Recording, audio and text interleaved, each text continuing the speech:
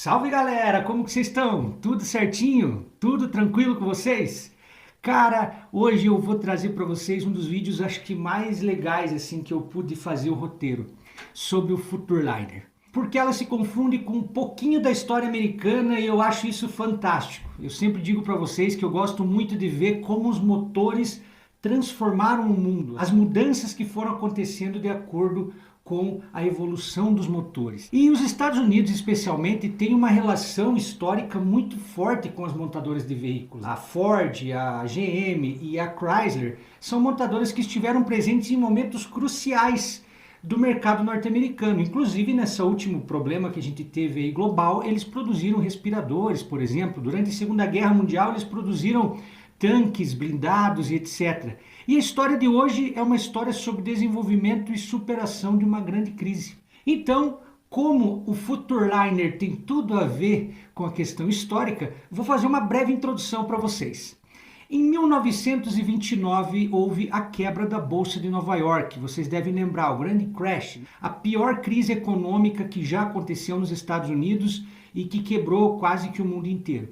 O desemprego americano chegou a quase 30%, a fome veio, pessoas que um dia eram milionárias, no dia seguinte eram simplesmente pobres, e os pobres, os operários, né, foram para as ruas, as filas por alimento, e tudo isso, além de quebrar financeiramente, né, ele quebrou as pessoas moralmente. O povo americano ficou depressivo. Na época não existia, né, essa expressão depressão, mas ficou depressivo. As pessoas perderam assim o ânimo, perderam a visão de futuro, olhavam para frente e não enxergavam nada, porque até então tudo que eles produziam eles podiam ver, viver. Mas de 29 em diante eles perceberam que simplesmente do dia para a noite eles podiam se tornar miseráveis e não ter nem o que comer muitas vezes. O governo americano então decidiu que iria fazer algumas feiras pelo país para mostrar que as empresas não estavam paradas, que o governo não estava parado, que o mundo não parou em 1929 e que as pessoas podiam acreditar que havia um futuro em frente.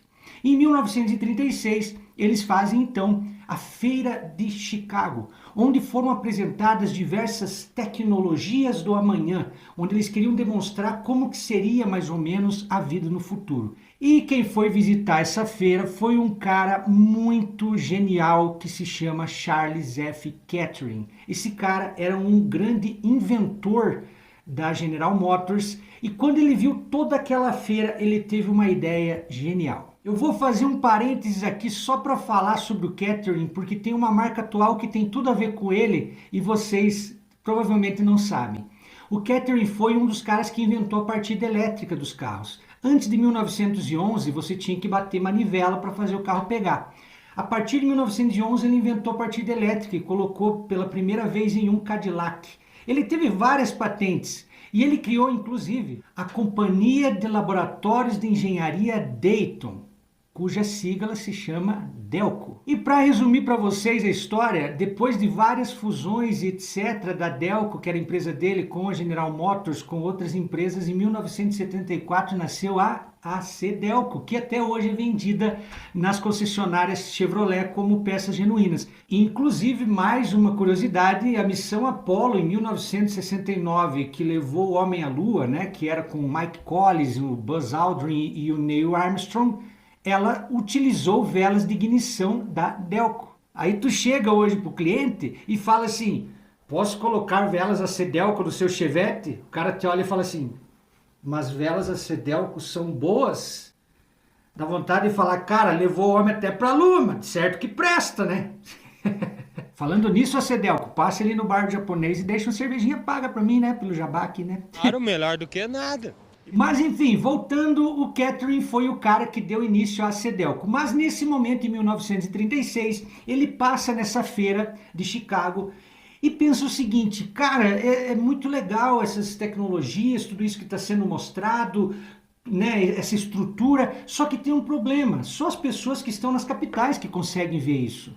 Quem está morando lá no interior não consegue ter acesso a isso. As pessoas que estão no campo também estão desanimadas, estão sem visão de futuro. Elas também precisam ver que a indústria, que o governo está trabalhando para que as coisas melhorem.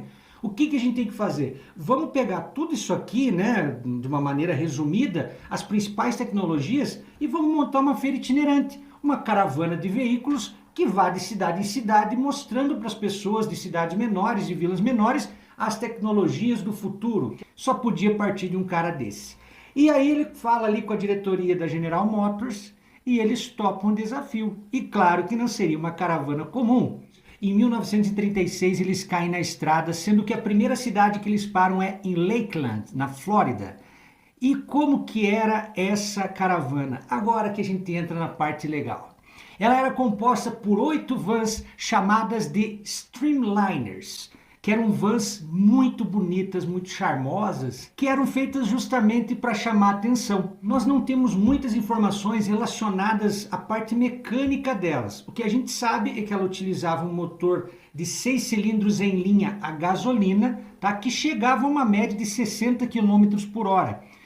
O que para a época já era uma velocidade relativamente boa, porque as vias não eram lá tão grandes, a velocidade dos veículos não era muito alta, e eles enfrentaram diversas dificuldades, porque não tinha estrutura, às vezes para passar em túneis eles tinham que murchar os pneus das vans, etc. Além das vans, iam 9 carretas, porque era preciso levar tudo, pessoal. Tinha que levar gerador, tinha que levar palco, material, equipamento, tudo tinha que ser transportado. Essas cidades não tinham estrutura praticamente nenhuma. Além disso, eles levavam um modelo de cada marca que a General Motors era proprietária. No caso, Chevrolet, Pontiac, Oldsmobile, Buick, LaSalle e Cadillac. Um modelo de cada um desses veículos para apresentar para as pessoas nessas vilas. É interessante porque eles rodavam muito e esses veículos, como eram novos, a cada 3.000 quilômetros que eles rodavam, eles substituíam esses carros. Eles chegavam numa concessionária na cidade, deixavam esses usados e pegavam outros zeros para continuar a caravana. O restante da caravana, as carretas e os Streamliners, eram sempre os mesmos. Quem eram os motoristas, os montadores, etc., normalmente eram bacharéis em engenharia, que eram responsáveis por tudo, desde dirigir até montar todo o pátio ali, toda a estrutura para que as pessoas fossem ver. E o que eles apresentavam lá? Cara, lá eles apresentavam as novas tecnologias que viriam, por exemplo, fogão a gás, micro-ondas, ar-condicionado, tecnologia de motores a diesel, tecnologias de trânsito, a televisão que viria no futuro, as novas cozinhas que viriam, onde você não precisava mais usar lenha, você podia colocar tudo meio embutido e ter um fogão já que tivesse junto com a própria cozinha, ficasse mais prático ali para a dona de casa.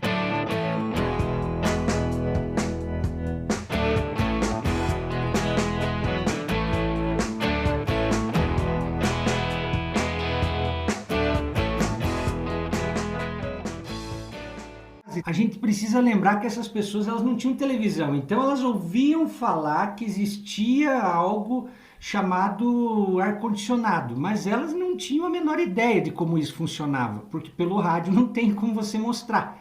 E eles nessas feiras, então, eles mostravam essas tecnologias. Tinha um veículo que ia ali, que era o Oldsmobile Old Scout, que era um carro alongado, que era meio ali que o escritório deles, que era um dos primeiros carros a ter ar-condicionado. Enfim, era um evento que eles faziam e as pessoas iam até lá para adquirir conhecimentos, para ver que a vida ia ficar mais fácil na cozinha, no campo, as tecnologias estavam chegando. Como eu disse, na época não tinha TV, então esses eventos eles eram lotados, porque as pessoas elas não tinham praticamente nenhum tipo de lazer. Então quando chegava essa Caravana do Progresso, que era o nome que eles deram, né, Caravana do Progresso, quando essa caravana chegava, as pessoas todas iam lá para conferir. E lá elas tinham palestras de como tudo funcionava. Tudo isso era feito de forma gratuita. E se expandiu de tal maneira que em 1938 eles foram ao México e em 1939 eles foram fazer a caravana também em Cuba, tá? Vale lembrar que Cuba, nessa época, não tinha ainda sofrido a Revolução, né? A Revolução vai acontecer lá em 53, se eu não me engano. Então, em 39, Cuba era meio que um puxadinho dos Estados Unidos ali, né? E foi de 1936 até 1940 um sucesso total. Em cada cidade que eles chegavam, eles ficavam em média de 2 a 3 dias, faziam 5 sessões diárias, todas lotadas, até que a GM decidiu que era hora de aumentar um pouquinho essa caravana devido ao sucesso. E é aqui que vai entrar o Futureliner, essa obra de arte. A General Motors produziu 12 Futureliners para aumentar ainda mais essa caravana.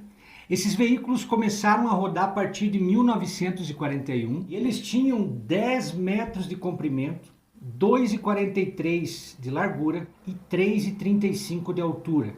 Eles tinham uma direção central, o motor era um motor diesel de 4 cilindros com câmbio manual. Em cima eles quiseram meio que imitar uma cabine de avião e colocaram um teto meio que panorâmico, que gerou um grande problema inicialmente, porque dava um calor infernal ali dentro e não tinha ar-condicionado dentro dos Futurliners.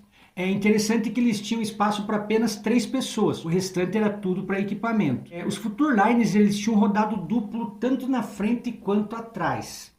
E eles tinham 14 toneladas de peso, o que gerou diversos problemas com a questão da direção, porque era muito pesado para esterçar o volante. Ele não tinha um sistema hidráulico completo para auxiliar, ele tinha um auxílio hidráulico que vivia dando problema nas bombas porque precisava de muito esforço, as bombas não suportavam.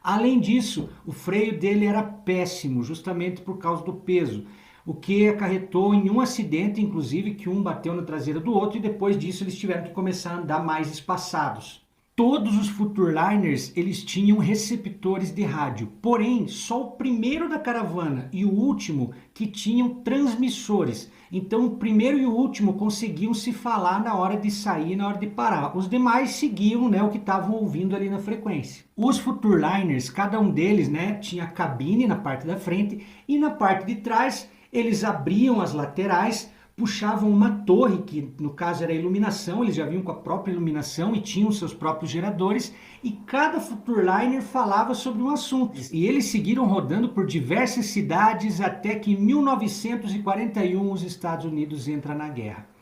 Quando os Estados Unidos entram na guerra, eles param com esse projeto porque a General Motors, a Ford e a Chrysler vão para o esforço de guerra, vão produzir tanques de guerra, carros blindados, etc., como eu já tinha dito antes. Então o projeto é parado, mas calma que a história não terminou, ela vai ficar ainda melhor porque eles vão retomar esse projeto em 1953. Agora eles fizeram algumas modificações, retiraram o teto panorâmico e modificaram o motor, que agora passou a ser uns 6 cilindros e a transmissão passou a ser automática. E ele chegava agora a 70 km por hora.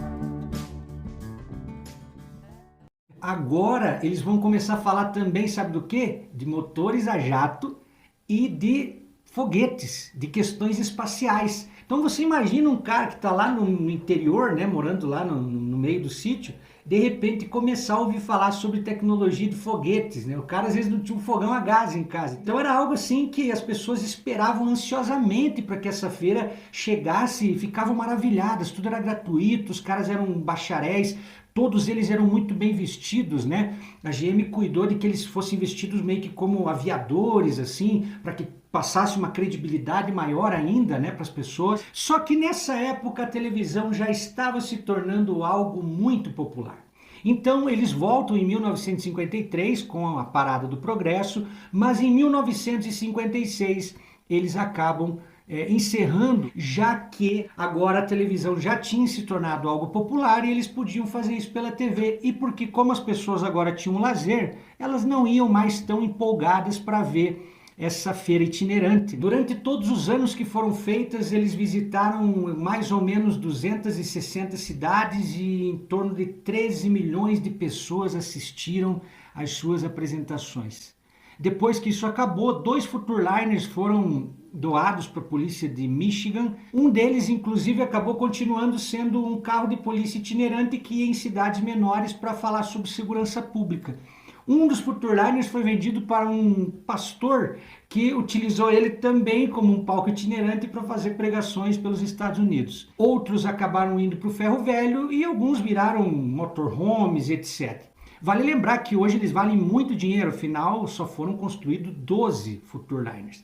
Mas a parte mais legal que eu encontrei nessa história foi demonstrar como uma montadora estava, preocupada com a moral da população e como foi possível que motores, novamente, ajudassem um país a se levantar, ajudassem a moral do país, ajudassem as pessoas a se motivar para fazer com que os Estados Unidos se tornassem a potência que acabou se tornando. Se você gosta de histórias assim, que falam sobre como os motores ajudaram a humanidade, eu vou indicar para você assistir o meu vídeo sobre a Estrada da Vida, que fala sobre o cerco de Leningrado e o caminhão gás AA. É uma história sem dúvida também comovente, que mostra mais uma vez que a mecânica e os motores, eles caminham junto com o progresso da humanidade. Se você gosta desse tipo de conteúdo, não esqueça de se inscrever, curta, compartilhe. Muito obrigado e até a próxima.